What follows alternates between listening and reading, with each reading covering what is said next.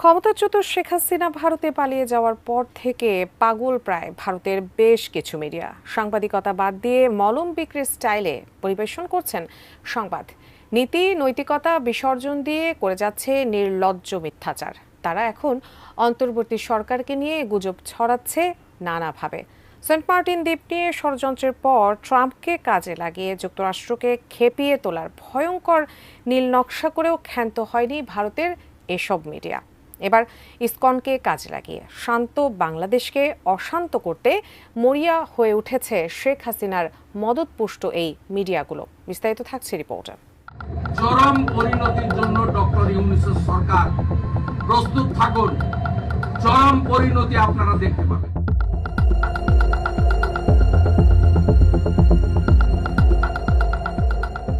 রাষ্ট্রদ্রোহ মামলায় ইসকন নেতা চিন্ময় দাস গ্রেপ্তার হওয়ার পর মরণ খেলায় নামে সংগঠনটির সদস্যরা। সেই সাথে ভারতের মিডিয়ায় চলতে থাকে অবিরাম প্রোপাগান্ডা। চট্টগ্রাম আদালত প্রাঙ্গণে আইনজীবীকে প্রকাশ্যে কুপিয়ে হত্যা করে উগ্রবাদী সংগঠন ইসকনের সদস্যরা। অথচ ভারতের মিডিয়ায় আইনজীবী সাইফুল ইসলাম আলিফকে নিয়ে অপপ্রচার চালাচ্ছে তারা নিহত আইনজীবীকে চিন্ময়ের আইনজীবী হিসাবে উপস্থাপন করে দেশের মধ্যে অস্থিরতা সৃষ্টির চেষ্টা করছে।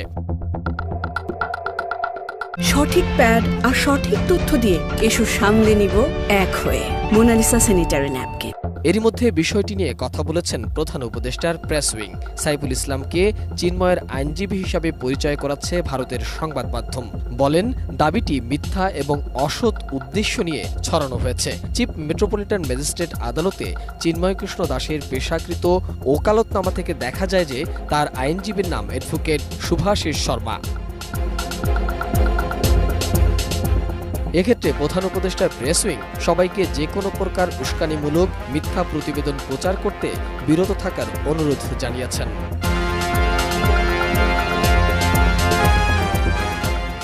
বাংলাদেশের এই ঘটনাটি অভ্যন্তরীণ হলেও ভারতের ভূমিকা প্রশ্নবিদ্ধ। এরই মধ্যে ইসকন নেতা চিন্ময় কৃষ্ণ দাস ব্রহ্মচারীর মুক্তির দাবি করেছে পশ্চিমবঙ্গের বিজেপি নেতা। তাকে মুক্তি না দিলে সনাতনীরা কলকাতার বাংলাদেশ ডেপুটি হাইকমিশনারের সামনে বিক্ষোভ সহ সীমান্তে অবরোধ করবে বলেও হুমকি দিয়েছেন রাজ্যের বিরোধী দলের নেতা শুভেন্দু অধিকারী। জামাত শিবির, বিজেপি এবং আমাদের বাংলাদেশের সেনাবাহিনী, পুলিশ যৌথভাবে যে আক্রমণ করেছেন, এই আক্রমণ সমর্থনযোগ্য নয়। শুধু হুঁশিয়ারি নয়, বিজেপির এই নেতা অন্তর্বর্তী সরকারের উপদেষ্টা ডক্টর ইউনূসকে হুমকি দিয়ে বলেন, এর জন্য কঠিন পরিণতি ভোগ করতে হবে তাকে। পরশুদিন হিন্দু জাগরণ মঞ্চ শিয়ালদা থেকে হাইকমিশন অভিযান ডেকেছে, দুটোর সময় হাজারে হাজারে হিন্দু নামুন, শাঁখ, শঙ্খ, সিংহা, কংসাল নিয়ে নামুন। আমরা ঘোষণা করেছি সোমবার দিন পেট্রোপোল অবরোধ হবে, বড় অবরোধ হবে। সেখানে শান্তনু ঠাকুর মহোদয়ের তাকে আমরা অনুরোধ করেছি, সুব্রত ঠাকুর, অশোক কৃষ্ণনিয়া, স্বপন মজুমদার, অসীম সরকার, বঙ্কিম ঘোষ সব বিধায়করা থাকবেন, হাজার হাজার মানুষ নামবেন। আমরা অবরোধ করব, পরিস্থিতি দেখে প্রয়োজনে পার্মানেন্ট অবরোধ হবে। সোমবার দিন আমরা সূচনাটা করছি, আমরা এর শেষ দেখে ছাড়ব। এর আগে মঙ্গলবার রাতে ইসকনকে সন্ত্রাসী সংগঠন আখ্যা দিয়ে নিষিদ্ধের দাবি তুলেছেন দেশের বিভিন্ন বিশ্ববিদ্যালয়ের শিক্ষার্থীরা, করছেন বিক্ষোভ মিছিল। একই দাবিতে রাত ৯টায় রাজশাহী বিশ্ববিদ্যালয় শহীদ জোহা চত্বর বিক্ষোভ মিছিল করেছে বৈষম্যবিরোধী আন্দোলনকারী শিক্ষার্থীরা।